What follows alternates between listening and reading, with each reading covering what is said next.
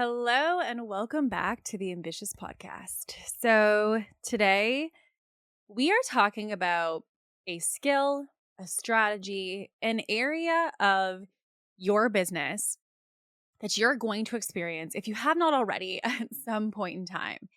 And you probably have actually been part of this experience and part of this strategy in many different ways. So, if you were somebody who may be a Swiftie and you saw the Taylor Swift fans start to take action when the tickets went on sale, you were part of it. If you were somebody who, for example, sees a Black Friday sale happening and you're like, oh my God, why do I have so many things in my cart? You've been part of it.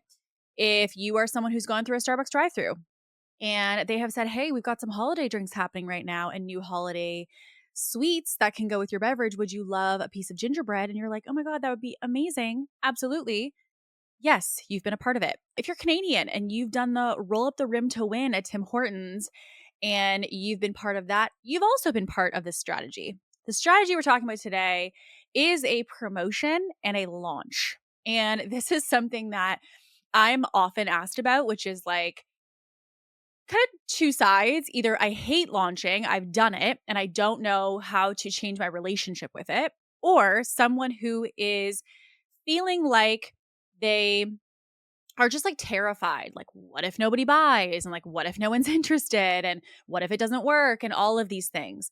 And so you're going to hear me today use the words launch and promotion interchangeably because really at the basic essence of the strategy of what it really is a structured marketing campaign that's meant to create a surge of traffic and interest all at one time. And so the way that I explain this to people is there's two different types of styles of marketing in a general landscape. There's many different styles of marketing, but in a general landscape as it applies to most businesses that I work with. There is a evergreen style of marketing, which basically means that you're putting out marketing every single day, week, month, and that's meant to push toward a product that is always readily available. So, for example, if I go to Starbucks, to our example earlier, and I go to get a vanilla latte, that's something that I'm always going to have the ability most of the time to buy. But there's also considered to be limited time promotions, which are when they're trying to create a surge of sales around a certain product. So let's just say a gingerbread latte that they have during the holidays. That would be something they're looking to create a surge of sales around, and then it goes away. So launches and promotions, the reason I talk about these interchangeably, if we hear someone say, I'm launching a product, the launching of a product really means that you're releasing something new to the world. So you're releasing something that your audience or your community has never seen from you before. Now, if you are doing a promotion, that basically means that you have an existing product or existing program or service that you're wanting to generate sales around. And that's something that your audience has already seen before. Now, while both of these use a very similar structure, there is a key differentiator between what is considered to be a launch and what's considered to be a promotion. A launch, as I said, is for someone who doesn't have an audience that already knows about their product. Now, this is really important because something we talk a lot about when we're helping businesses is to say, do you have product awareness? And what I mean by that is, does your audience actually know what it is that you offer, what it is that you can do for them, how you can solve the problem, and specifically what different things you provide that help them to solve that problem? So, for example, someone came to me and she said, I have people who say like, oh, like, do you offer this or do you offer that? And she's like, I've been offering that for 3 years and people still don't know that I offer that. And it's all day, every day that people are asking me questions about a thing that I already have in my product suite. And so what it told me was she had very little product awareness. And so product awareness at its basic essence is, does your audience already have an understanding that this is something you offer? Do they see you as an expert in that offering or service or program? And with that, do you have a relationship with it already? Do you already have some exposure with that? Now, if you already have product awareness and you already have an audience that's familiar with your offerings, for example, with my audience, if you guys have been an OG consumer for a while, you know that I have a mastermind, I have private mentorship, I have VIP days. I have a variety of different ways in which people work with me, but those have pretty well been the same. They've been consistent for a very long time. And so like very rarely am I quote unquote launching something. Oftentimes I'm actually running a promotion. And a promotion to me is when a business owner comes to me and their audience already has an understanding and has already been exposed to their product or their program or service. And so it means that maybe you've had a service you've had for like 3 to 6 months. Maybe you have a program that's been available for the last, 3 months. It's something that people have already seen and kind of in micro little pieces been able to experience via your marketing or even potentially obviously inside the offer. So this is important because when we're going into a promotion, I'm going to go through a lot of stuff here today. So if there was ever an episode where I would tell you to take out a piece of paper and a pen, it would be today. Or if you're on a walk and you're in the car right now and you're listening, that's totally okay. And if you want to circle back to this would be an episode that I really would say is very much going to talk about a structure. And so if you have a piece of paper and pen, you can really outline what the structure is to actually physically see in front of you the blueprint that I'm about to unfold for you in the next hour together. So one of the things that we care about is product awareness, because when somebody has something that they're releasing to the world that no one's ever seen before, there's a little bit more buy-in that we need our audience to have when someone's thinking about investing with us, right? So the idea of just like, I'm just going to plaster this kind of thing on social media and people are going to buy is not going to happen as easy as it would for someone who already has product awareness. As an example, I've had my accelerator mastermind now for over 4+ years. And so because of that, that mastermind already has a lot of social proof around it. It already has a lot of times people have seen me, post and share about it. People have seen all kinds of media and marketing around it. They know clients that are in the program. It really is something that people have a familiarity with, right? Like it's not something that no one's ever seen before. Whereas when I launch an offer, and again, you'll hear me say the word launch, when I launch an offer that no one's ever seen before, I'm very aware of the fact that I need to build up trust around that because people have no idea what the heck this is or what they're buying. So we want to understand going into a launch, is this something that's new? And do we need to kind of build up some trust and awareness around it? Or is this something that maybe we already have trust and awareness around, but we still want to create a surge of sales? And so that's something we want to consider when we're going into the launch process. So the thing I will say that I do with business owners and like kind of like why launching, right? Launching can be used in a variety of different things. So there's actually people who have launch model businesses. And what I mean by that is they only create sales by launching. So they have a surge of sales, say once every quarter, so once every 3 months, or they might have a surge of sales once every 6 months. So like I have a client who had a course. And so like their course was something that we built into a launch model, which basically meant that there was a very short amount of time where people could buy that. And we would do, anywhere between $250,000 to $500,000 in these launches. But that would be the cash flow that would then sustain her for 3 months. So she would drip out the amount that she made from that sale and that promotion to then use that over a 3-month period because she had a launch style business. So someone had said to me, should I have a launch business? Should I have like no launches? What if I kind of want to do both? And the thing that I would say is there's really 3 different styles of having a business. You can have Evergreen, which is where things are just always available and you don't really do a lot of promotions. You don't really do a lot of, last chance to get this and, one time to get this. Like you don't really do a lot of those. But then you also have the other side, which is somebody who lives and breathes for launches and promotions. And so what that means is that you typically will have a lot of surges of cash. But again, as I said, you use that cash flow to kind of sustain you for a little while. I'm what's considered to be a hybrid approach. What I mean by that is my offerings, technically speaking, many of them are available most of the year. So it's not like if you don't invest with me today that you can never invest with me. It's not like you're going to have to wait another 9 months to get inside of most of our offerings. But what we do is we create promotions and we create launches that are surges of cash that we use in between the times where our offers are actively available, and people get limited time offerings during those promotions. And the way that I kind of explain this to people is think about like your favorite pair of jeans that you've kind of been eyeing and you've been thinking about buying. During a Black Friday or during a seasonal promotion, those jeans might go 30 to 50% off. And because of that, that's when you buy. Now, the thing is, those have a standard price point. They have a standard structure of offering. But there are moments where if you act during a very specific time frame, you will get incentives, bonuses, and discounts as a result of doing so. I take that model in my business. So a lot of our offers have that, that jean, that pair of jeans is on the rack. It's always available. But it's something that we do have very limited and very few per year where we have a surge of opportunity for people to be able to take action. And so because of that, that basically allows us to kind of have the best of both worlds, which is the ability to create surges of cash and surges of sales in the business that kind of increase the overall cash flow for us. But then we also have the ability to sell every single day inside of our offerings as well. They're just typically different structures in the sense of what we offer during those times.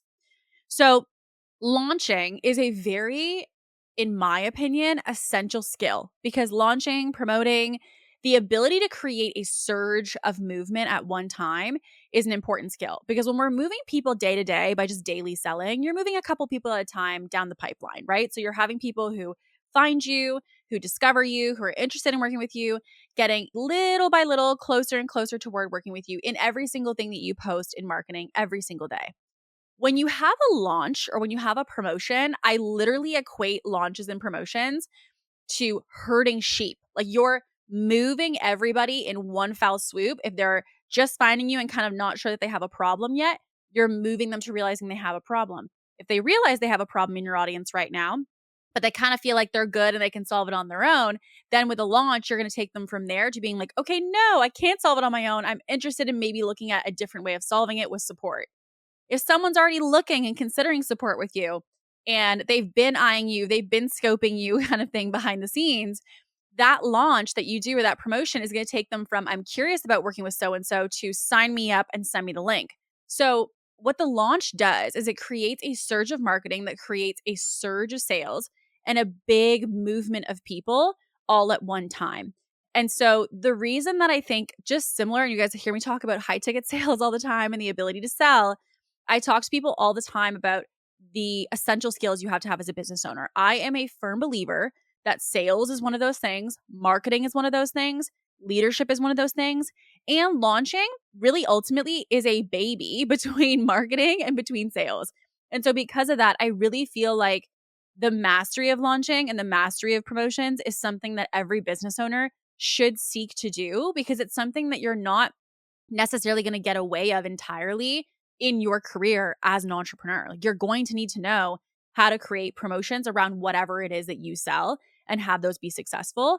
And most importantly, we need to make sure that you're not only confident to do it yourself, but potentially have the ability to even teach a team member, should you want a business of that size, if you want to teach a team member to do it, that they can assist with it. So for myself, it started with me understanding launching and me getting, okay, like, how do I do this on my own when it's like me showing up and me writing the captions and me doing everything? But then it became, well, how do I teach my team to be able to facilitate, plan, and create a launch, and then just tell me where to be at what time kind of thing? And that's the place where we are now. And that's obviously 6 years later. So all of this to say, the 101 of launching. The thing I want to say with overall expectations around launch, because this is something that I think some people have fears around launching. Some people have a bad taste in their mouth because maybe you had a bad launch or you had a not so fun launch in the sense of you did it, but it wasn't really a good experience. And so you're like, I don't want to do that again. The thing that I would say is it is very much different each time. I have had launches, I'm going to be honest, where I have not been a fan. I have not had a good time. I felt exhausted. I felt like I wasn't really feeling the energy of it. And frankly, the reason that happened was because I was doing it wrong. And what I've come to learn about launches is that there really is two things. There's the plan that we have around a launch. So like when you go in, you can set targets, you can set, objectives of what you're looking to do. But the thing that also we have to keep in mind is we are working with human behavior, right? Like we are working with the end consumer who's consuming you, who has their own independence and their own agency to buy or not buy.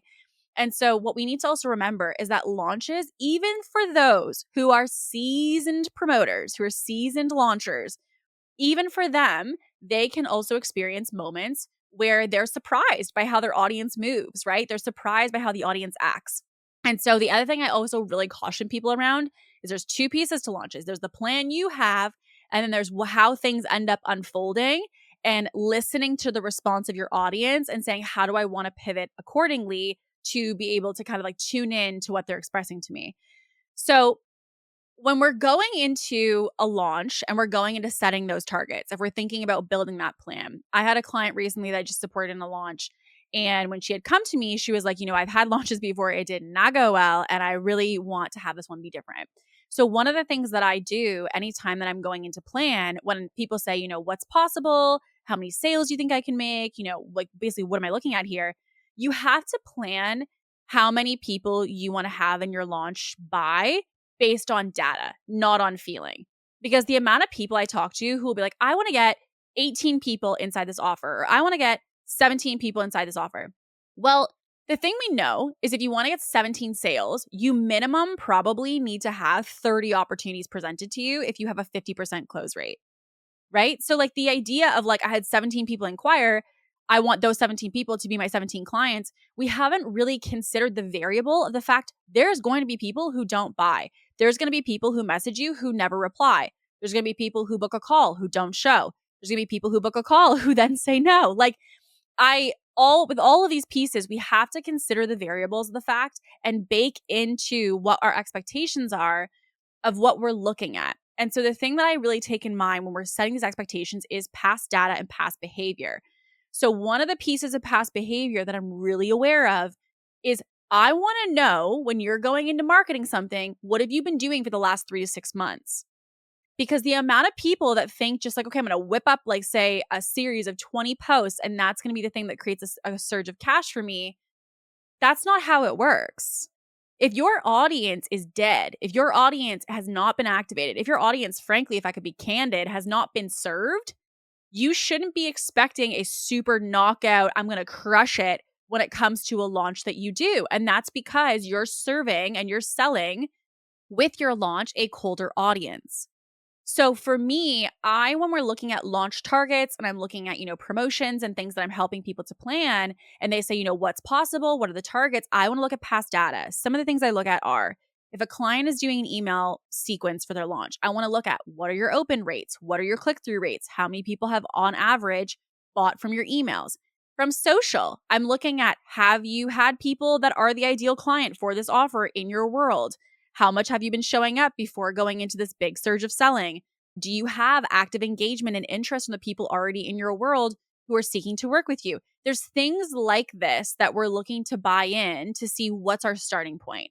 Now, I want to clarify, it doesn't mean that if you don't have these metrics that are good right now, or that maybe say you're like, okay, well, does it mean that if I have bad engagement that I shouldn't be launching? No. What it means is that the way in which you plan a launch should depend on the starting current state of what you've got going on in your business, which is why, and you guys always hear me talk about the fact that I cannot stand blueprints. And the reason I can't stand blueprints in business is because if I have a super, super hot, engaged, people eat up anything that I drop type of audience, and then I give that blueprint to somebody else who has a very, kind of like reserved, a little bit colder, a little bit less engaged type audience, that's not something that's going to work for both parties, because the ultimate meat of the fact is that the one audience is cold and the one audience is warm. And so the same strategy will not apply for both. So when we go into planning a launch, there's a couple core phases, and I'm going to walk you through all of this. Okay. So again, this is why I was saying, if you want to have a piece of paper and pen, you're thinking about doing a promotion, this is going to be your little set of commandments, if you will, to succeeding with a launch. So when we're going to plan a launch, one of the first things I want to know is what's the date of your open cart. And what I mean by open cart is when's the day that you want to be able to release to the world, whatever it is that you're going to promote is now available. That's the first date that I want you to put on the calendar. Okay. That's what we would typically call your launch week. Okay. So that's important because we actually start there because every single thing is built around that. So we're going to go through the phases, but I want you to first look at what is the actual launch date, or the quote unquote open cart, where you release whatever it is that you're selling to the wider audience and to the public.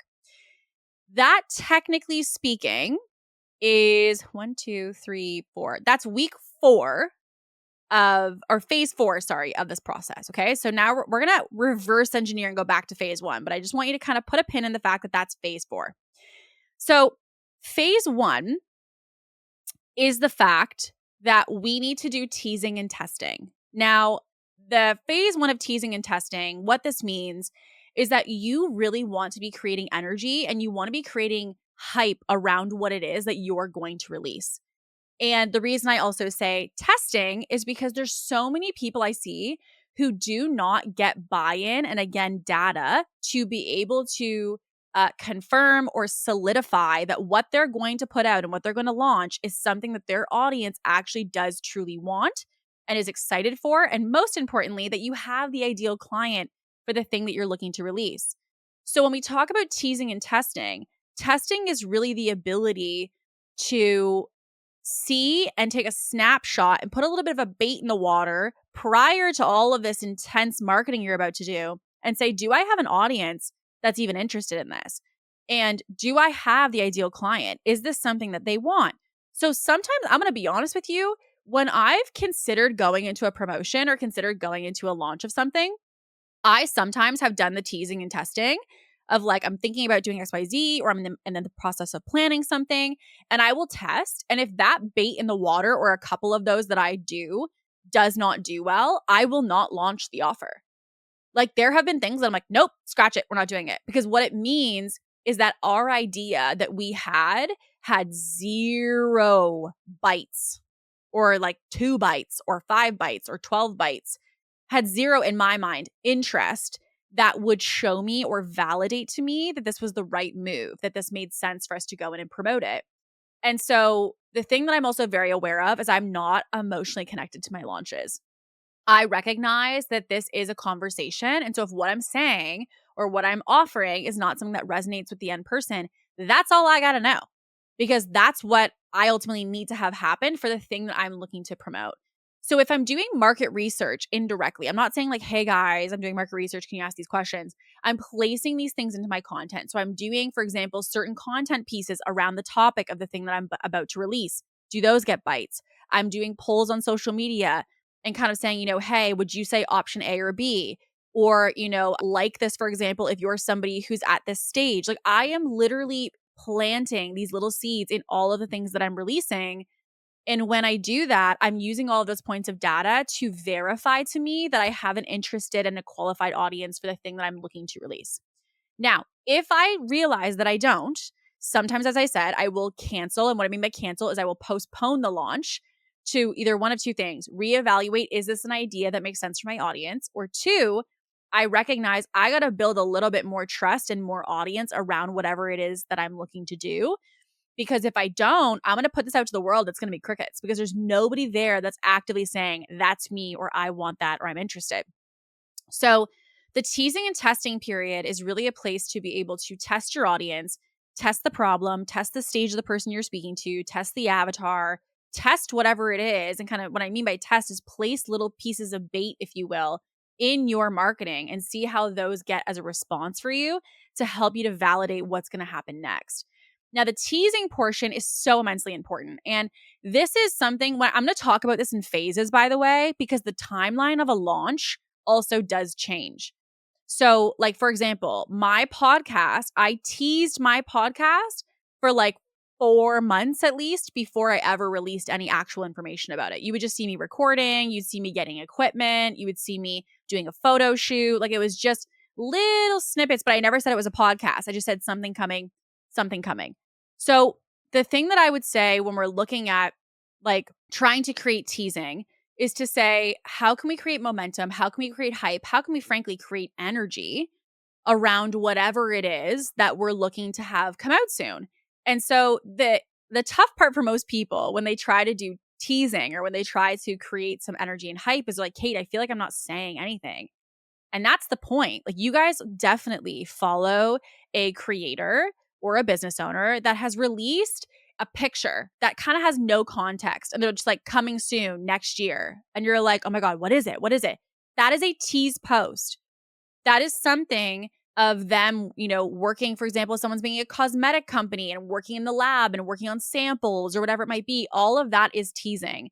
So what it does, and the intention of the teasing and testing is to confirm and validate the idea and gather data of how many people you have in your audience that are actively interested at this moment.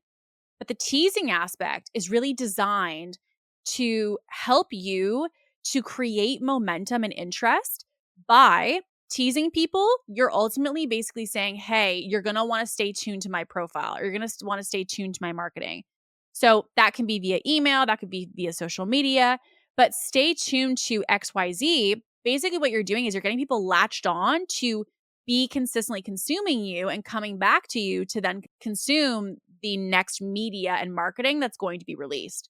So the teasing is to create energy and excitement around what's coming. And the testing is to really validate the idea and gather data of what we're looking at going in.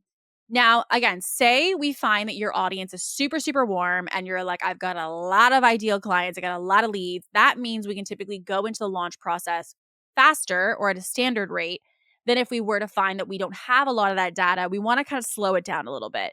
What it means is we might need to have something to warm people up and get them a little bit more excited and get them more bought in on the problem, that they're the avatar and all of those pieces. That would need to occur before we go into like the hard selling of a launch. Because if you don't, as I said, it basically means that you're selling to cold people. It's a much more difficult sales process and conversion process to go through. So phase 1 is your teasing and testing, okay? Phase 2 is what technically is considered pre-launch. Now, that's considered to be the more formal names within launching. But when it comes to pre-launch of a launch, it basically means the stage where we are helping people to self-diagnose. So when we're going into doing a launch campaign, we're having really intentional themed weeks, like in a single week or multi-weeks that have the same type of intention. So the phase 2 of the pre-launch, or better known as like the signs, the symptoms, the kind of self-diagnose phase, that phase is designed for you and your marketing to speak to how to help people to realize that they are your person that's going to be served by this product. So I, during this time, focus a lot on signs that you're struggling with blank, or the top 3 things that tell me you're this person. I'm really trying to create marketing that helps people to realize that they are the avatar that I'm ultimately going to be speaking to over the next several weeks. Now, I'm not telling them that I'm going to speak to them over the next several weeks. I'm just using these pieces one by one, all with the same theme, to help them to self-diagnose. And so what this does, again, back to the herding of sheep, what this does is it helps people who are in your world to realize, okay, I'm consuming her. That's me, that's me, that's me, that's me, over and over and over again, because of your marketing being consistent. That it allows people to say, okay, like this is all speaking to me. These are all things I'm doing. These are all things that I am. These are all things that I've been having as behaviors. Like, I'm listening now. You got my attention. Okay. So we want that because, again, we need that in order to be able to continue in any aspect when it comes to selling. So when we look at, for example, going in as phase 2 of helping people to self-diagnose, you're still during this time creating energy, right? Like you're still creating momentum, creating energy, teasing your audience that something is coming, but you're pairing that with the fact that you're also helping them to self-diagnose. Now, here's the thing. This can be done in any type of delivery. This can be done in emails. This can be done in static feed content or written captions. It can be done in a podcast. It can be done on stories. It can be done in a TikTok, in a YouTube video, anywhere. It does not matter. We have had clients who have used multiple different mediums to be able to achieve it. But the main thing that we're focusing on is using whatever marketing channels you have to help people to self-diagnose. So the thing that is kind of the deciding factor of the next step is sometimes people will have what's considered to be a pre-party to the main party, which is the launch, right? The doors open, as we spoke about. So that pre-party is a deciding factor. And this is where you will see people who will do something like a wait list. You will see people who do something like a webinar, a masterclass, a giveaway, a free event, a challenge. Like there's 1,000,001 tactics that can be used. But phase 3 is really what we consider to be the pre-launch stage, which is really where people are getting agitated around their goals and agitated around their problem. So the reason I mention this and why we need to consider this in our stage 2 before we even get to stage 3 is if you're going to do something in stage 3 as an event, you have to make sure you're mentioning something happening next week in phase 2. so that people show up to that event, right? So when we're talking in phase 3 about pre-launch, or again, that agitating phase where most people miss the mark, and again, like I see this all the time, is people just release offers or just release things, but they don't really prime people. And so, the questions I've had before around launches are like, do I have to do an event, or do I have to do, a pre-party, if you will, of a wait list, or, a pre-commitment to the big thing happening? And the answer is no. There's a million and one styles of launches. You can do launches only on email. You can do launches on social. You can do launches with an event, without an event. This is why I say a standardized launch, like this is how you do it without any type of training around the understanding of the model, is not possible, because they're all different depending on the offer, depending on the person, the audience, and all the pieces.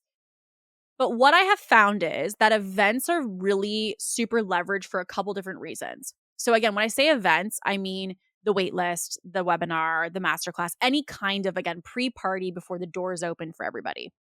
This is good if you have a sectioned audience. So maybe you have like an email list that you find are people that are pretty engaged, pretty active, and you want to sell to them first before you sell to anybody else. That would be a great thing to do during the pre-launch phase. If you are somebody who finds that you have an audience who kind of like understands your framework or your approach, but they don't really like know the depth of it, and you want to make sure that they do because that's in the offer you're going to release, great opportunity to do a training or do a webinar. If you're somebody who, for example, has a broadcast channel on social media or a Substack or something that is a segmented community for yourself, that's a great opportunity to use that week to offer them something exclusive. We also will, by the way, see this happen because I also help people not only to do promotions in the forward facing of their business, i.e. on marketing and social media, but I also see people and I help people with generating sales and promotions internally inside their business. So running an internal promotion. So like even for yourself, you probably are on an email list, or you're a part of a community, or you've signed up for something at some point where you're a quote unquote member. And so you get member exclusive things. So as you know, obviously this is a very off the top of my head just because I just ordered face cream, but I just ordered face cream from Sephora. And so Sephora, for example, gives specific pricing and promotions and exclusive bonuses and discounts and opportunities to the people who are signed up on their list. So the same thing can apply for your audience. If you even have a inner community, you have a great opportunity to be able to use that week to give them something special before you give marketing something else, or your social media something else. So during the pre-launch, what we're really looking to do is to have that event, again, if you're going to have one, to have that event basically be the place where you're getting every single person in a segmented community, whether that's over email, in a room, downloading a resource, whatever it might be. We're getting a segmented community and we're getting that person to get a full experience and a problem solved in a very small way that is a taste of what's about to come. So the way that I think about Agitation Week or pre-launch week is really thinking about, I'm going to give my audience a little appetizer before we're going to main course next week. And so that's the launch week, the open doors that you noted. So the pre-launch week that we're doing is really designed to help to get people to realize that they have the problem. Again, at this point, they are connected to the problem, but they really need to see during this week that they don't know how to do it on their own. So when people do events or they do, wait lists with email marketing and things like that, when they do these things, the intention around it is that we really want during this time for people to start to take awareness to how are they trying to fix their goal right now, or, kind of helping them to tune in to what their current experience has been and what the potential could be if they approached it differently. And so the events are a great way to get all of the ideal clients that have the problem that you're about to solve with this offer you're going to release and get them all in one core place. Again, that can be any different type of medium or any different type of community structure that you might have. Now, content-wise or marketing-wise, when we look at messaging around this phase, we're really looking to get people to be agitated, to be able to realize that they're missing something. They're missing something in their approach. They might be missing something that they could have toward their desire. They're having a disconnect in some way, shape, or form that is causing them to stay where they are and stay in their current experience. And so the thing I want to clearly communicate. Agitation is not and should never be shameful. Okay? Agitation, and it done well, is meant to be insightful. Agitation done well is supposed to be insight and wisdom. I want you, like some wise old grandfather, to give me a awareness around what my problem is and make me see things differently that makes me go, you know, I never thought about that. That's what we're looking to do. That's what we want to do when it comes to agitation. The way I think about agitation and agitating an audience and their problem is to say, okay, I'm just going to give you an example of a totally different industry. So say someone is selling, for example, fitness coaching, or they're selling health coaching, and they said, hey, you know how people told you that you had to eat and finish eating by a certain time? And you're like, yeah, like I always finish eating by 8 p.m. or 10 p.m. Okay, great. Well, what if I told you that didn't matter? Because what actually matters is not when you're eating, but what you're eating. So the thing that we want to do with agitation is to really help people to realize that the things that they're doing may not be correct. They may have been guided wrong. They may have misinformation. And here's something else that you would want to consider. And here's why I say that thing. Agitation is not about, if you do this, you will never be successful, right? It's not about blanket statements. It's not about shaming people. It's not about making people wrong. It's about showing them an alternative pathway and another thing to consider that makes them start to go introspective and reflective of like, wait a second, do I know how to get out of this problem? Or maybe I shouldn't be doing that. Or like, maybe I could be eating at any time of the day. And what would that look like? And then you start to think about all of the different options of what could be. Now their mind is open. They're open to solution. They're considering different alternatives. They're seeing the different pathways to success that might be there. And they're starting to second guess what they're doing and is it actually effective? And so this obviously is always going to be rooted in just showing people another alternative and acknowledging some of the things that they might be doing right now and how those might not actually be beneficial for them. So again, remember, Phase 1 is teasing and testing. Phase 2 is what we consider pre-launch or the self-diagnosis phase. Phase 3 is what we consider to be pre-launch formally and informally. It's really about the agitation or the agitating of someone's problem that helps them to realize what they're doing right now is not necessarily getting them toward their goal. And during the pre-launch phase is going to be an opportunity that should you want to do a wait list, a webinar, a training, a challenge, anything, an event, that's going to be the week that you do it. Because that week and when you host that event or when you have that wait list or when you have that opportunity, that's where we are going to sell to first. So when you have that segmented community of the people that are your ideal client, we're going to give them first dibs on whatever it is that you're about to sell or whatever it is that you're about to promote. And so during that, what I like to do or what I'm trying to do is to basically get an initial surge of sales, initial surge of people into whatever it is you're selling. And most importantly, I am using this as a great opportunity for data because what it tells me is what caused people to buy. So as an example, I had a client, again, like I do a lot of launches and a lot of promotions. I had a client, we did a launch and a promo together. And we found with her email list that all of the emails that were extremely outcomes focused, as well as features and benefits, and they were really in the nitty gritty of like the nuts and bolts of her offer, those did so much better for generating sales for her than anything else. So what that told me was we really want to be clear on those aspects in her marketing, because that's obviously what's making her audience move. When they get that information, that's when they took action every single time. So the thing I want to clarify though with this stage is it's good for data, it's good for a segmented audience, it's good for initial surge of sales, it's great to help people to realize that they maybe can't do it on their own, it's great in many ways.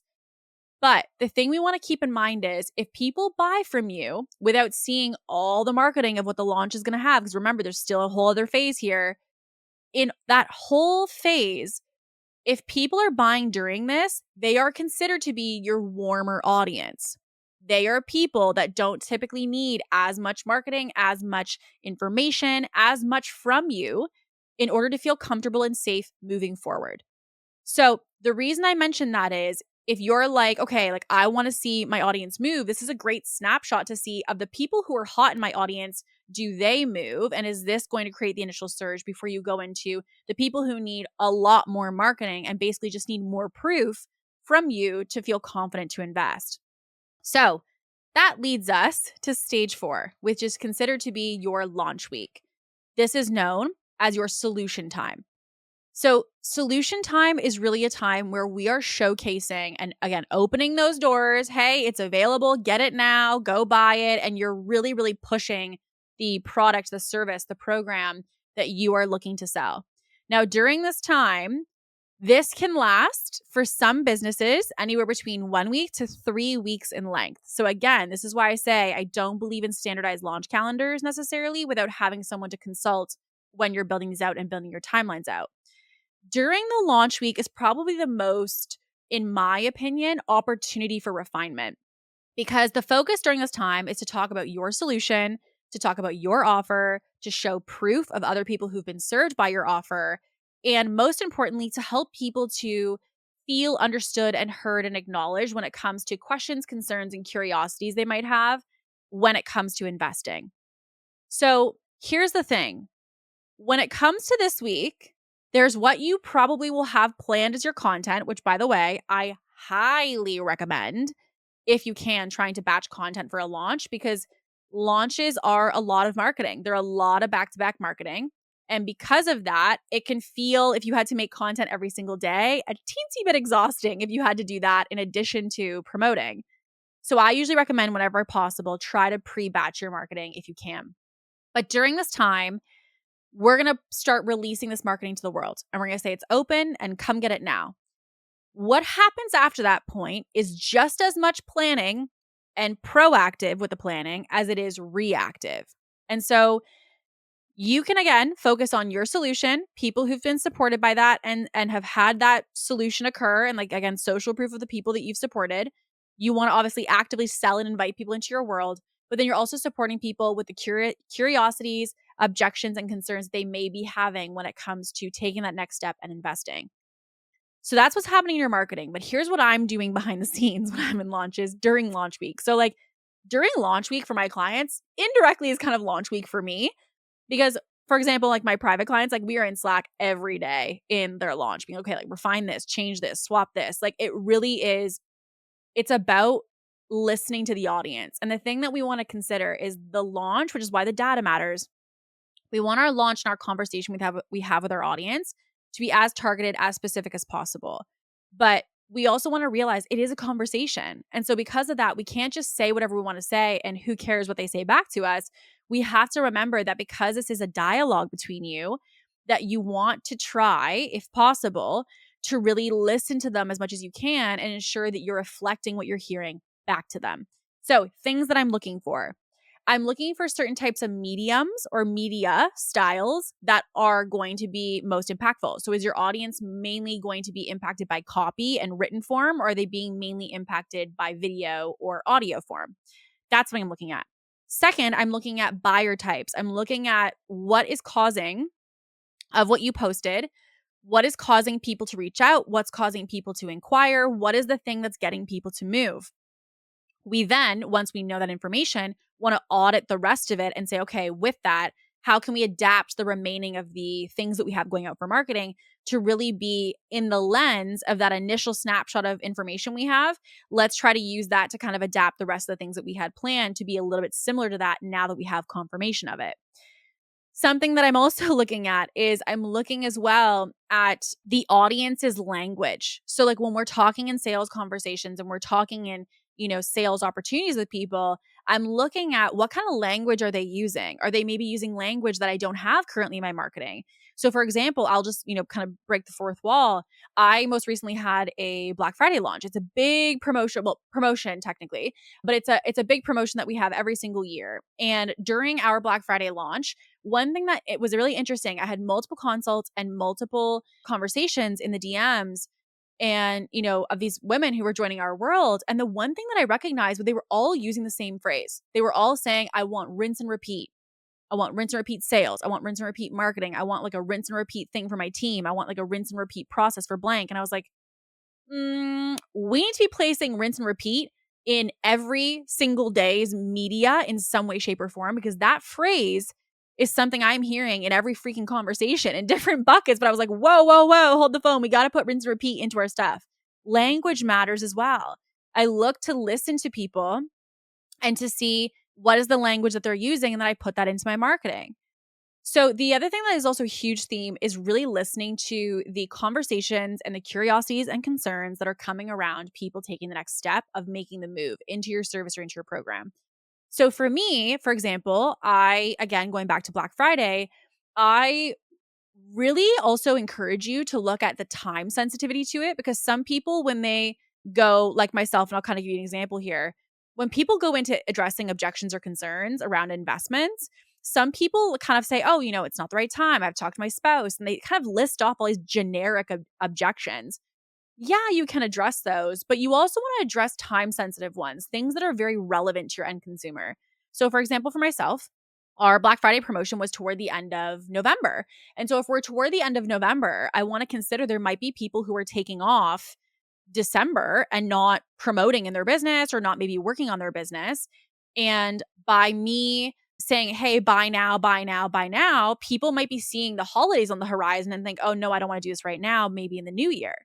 So I was like, why don't we just remove that objection from them and say, hey, if you want to buy now, you can start in the new year. So we actually added to our promotion. And since, Black Friday, when the first time we did it, it's stuck around every year now. Buy now, start later, which was the ability for people to lock in the investment, lock in the promotion, but not start till the new year. And every single woman that we ended up signing was someone who was like, amazing, I would love to start in the new year. That's perfect. And I'm like, okay, because they were all like, I don't know, the holidays, and the same conversations that I had anticipated were going to come up and that I had evidence were coming up, I leaned into. So what I do as well during the solution phase is I really am leaning into whatever I'm hearing, experiencing in the data, both in numbers and in basically quantitative, which is the numbers, qualitative, which is the conversations and connections. I take all of that and I actually put that back into the marketing. So it's not like you're making all new stuff. Like, yes, maybe do we add like maybe 1 to 4 pieces maybe during this stage that we never had planned? Sure. Like if we feel like we need something a little bit more like pull on your heartstrings, we didn't have something made, we'll make something. But the thing that I'm also really conscious of is that it's really about tweaks. Like we'll go back to old captions and we'll tweak them. We will tweak the call to action. We'll tweak something in our process to really look at what needed to be adjusted to really speak to what we were seeing and experiencing. So when we're going through this process again, high level again, we've got phase 1, teasing and testing. Phase 2 is going to be pre-launch, which is considered to be the more self-diagnosis stage. Phase 3 is considered to be pre-launch, which is helping people to see the gap and that they don't want to solve it on their own. And then phase 4 is what's considered to be your launch phase. Now, there is technically a phase 5. Now, most people finish at phase 4. Phase 5 is an alternative that sometimes makes sense, but not always.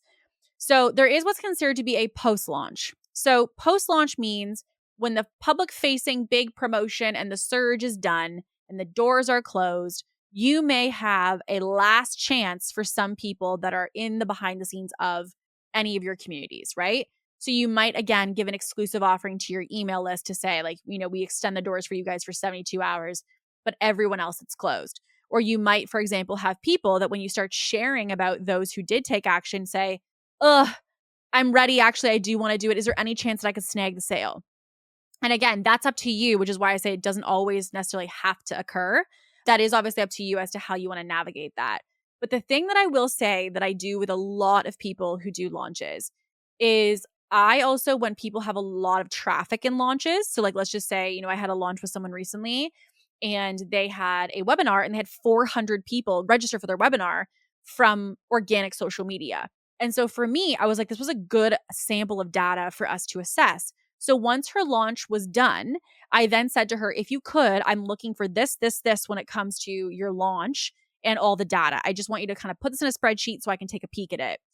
And the reason I do this, and I think it's important for people, is a couple reasons. Number one, if your launch goes well, you want to know why it went well. You want to know why it worked. Like you want to know why people bought. And there's actually typically times and evidence in front of you where you can actually see here's exactly why what happened. So your post-launch assessment allows you to be able to see what actually did work and what didn't work, and also sees like things that maybe you can improve on the next time. The other thing that I also want to say is when someone feels like their launch didn't go well, the data can verify why they feel that way. So for example, if someone feels like they're like, okay, like I'm just like, not selling, like people are not buying, you might uncover that you actually genuinely didn't have enough eyes, or that you may have not had enough people who were actually consuming the content, even though you were putting it out, nobody was consuming it, which means no one was impacted by it, which is why nobody inquired. Right. So like afterwards, when we look at the data, it's actually really empowering because it helps you to realize what worked and why it worked, and also what didn't work and why did it not work. Now, the other part that I am obsessed with when it comes to launches, and which is why I actually like the hybrid and I like helping people who have launch-based businesses, is because when you do a launch-based business, you oftentimes are doing rinse and repeat launches. And I actually have several clients that have launch-based businesses, and like they genuinely repurpose the same emails. They literally repurpose the same content. They change the visual, they change the video, and they relaunch it out. If it works, why are we changing it? So for me, the exciting part about launches, especially when you get in reps, like for me, I've done my Black Friday launch now 4 years in a row. 5 years in a row? 4 years in a row. Anywho, around 4 to 5 years, I've been doing the Black Friday. And the thing that I want to say of all the launches that I've done is, I had Black Friday launches that had $3 million worth of inquiries in a matter of 2 weeks. And that's from in my opinion, smaller audience. It was like 10,000 people, right? So the reason though that I've been able to do that is because I rinse and repeat. I take what worked of past launches and what didn't work, and I refine. And the thing that I'm also very aware of is that there's always, even when you're rinse and repeating the structure, I always am going to have new variables. Why? Because the market is different. So I'm going to kind of break, again, the fourth wall and tell you a little bit about our Black Friday most recently. So when we did our most recent launch, I always sell usually in the DMs. So I'm somebody, because of, again, like I'm the one who does my calls. I'm obsessed with getting on calls with people. Like I just love connecting with humans. So for me, I'm really like, I'm selfish. I'm not giving away my calls until like the last moment that I have to. But when I do calls, I usually do them very sparingly with people, usually most of the time, who are only investing into private mentorship. Is 9 times out of 10 usually the moments that I do sales calls. But during Black Friday, what was interesting was there was a shift in the market this year. I could tell you even before going into Black Friday or putting out any of the phases, I knew that after conversations with peers, being at masterminds, being at events, there was a massive lack of trust in investments. People feel like they're making an investment and they don't know if they're going to be served. They don't know if they can trust. They don't know if they're going to get supported. They feel like everything's kind of a scam, and they're scared. They're nervous to invest. And that's 1,000% fair, by the way, which is why this was the first year in all of our Black Friday promotions that I actually opened up having the ability to take sales calls.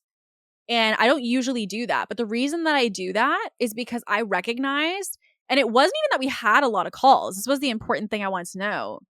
It wasn't even that we had a lot of calls. It was the fact that people had the opportunity and that they knew that was an option to talk to me. And I literally talked to people in the DMs and I was like, hey, like quick question, we can hop on a quick call if that's something of interest to you. Or if you'd like, we can talk here. To even have that as an open door, people are like, oh no, like, yeah, we can talk here. That's totally fine. But I really appreciate you offering. We didn't have as many people take a active choice on using it.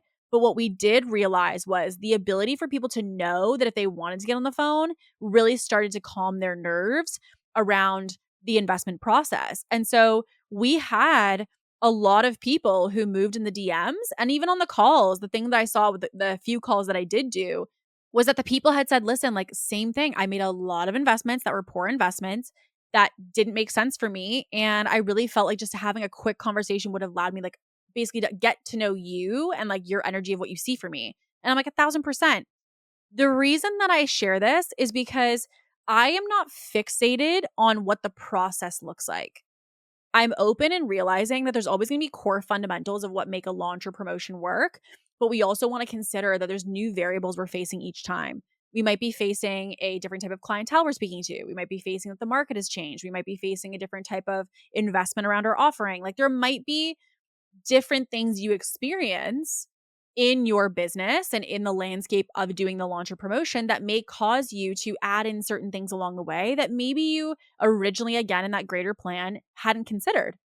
And it doesn't make them right or wrong. It just basically means that you're doing and adjusting the process and making refinements along the way that helps you to achieve that outcome.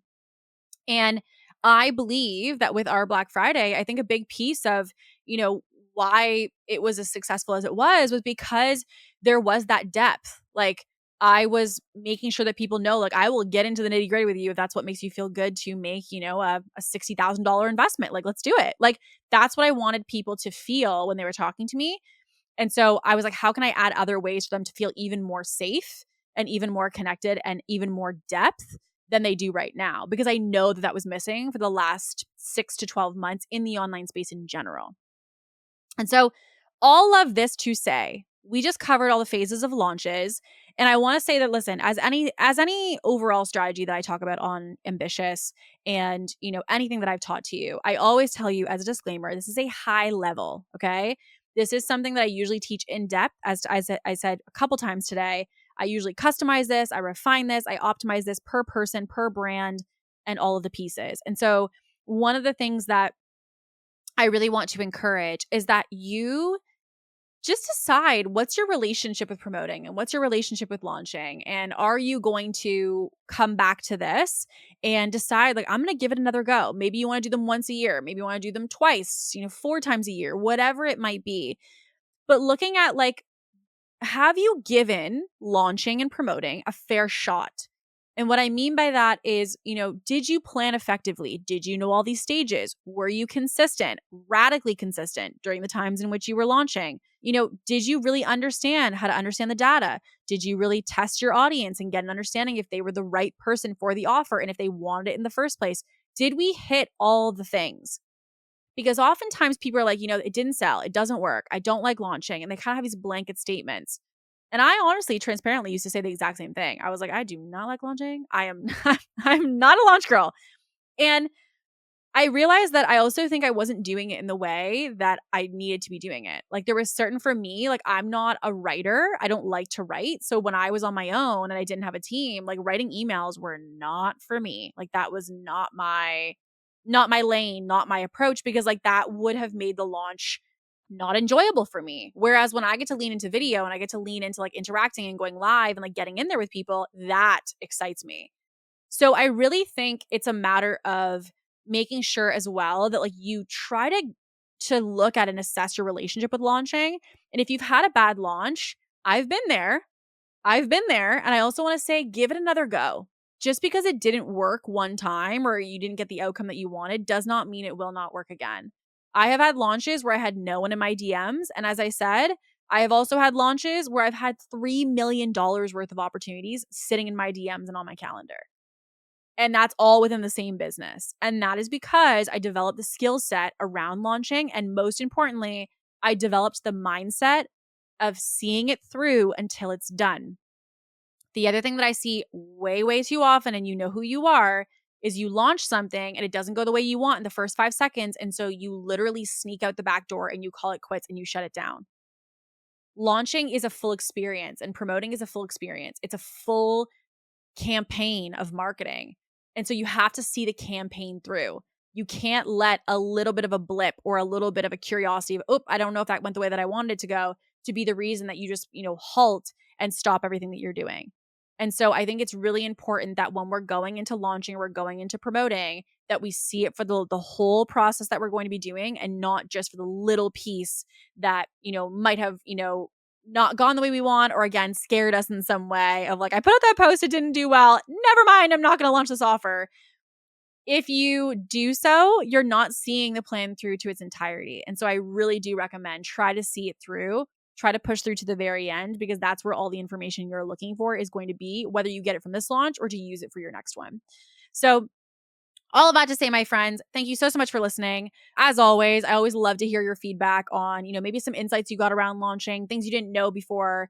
I love connecting with you guys in the DMs. It's been an absolute blast to hear topic suggestions you've been sending me. Woo! A couple of you guys had sent me some really, really good topic suggestions. And when I tell you, we have some really amazing guests that are on the docket coming on, because the ideas that you bring to the table of like, you know what would really support me? This. And I was like, yep. So went and found some absolutely incredible experts and have pulled in some of my peers to say, hey, let's get into this topic. And so I just am so, so excited to be able to unpack that all for you guys. So all of that to be said, thank you so, so much for listening. We will see you next week. And as always, stay ambitious.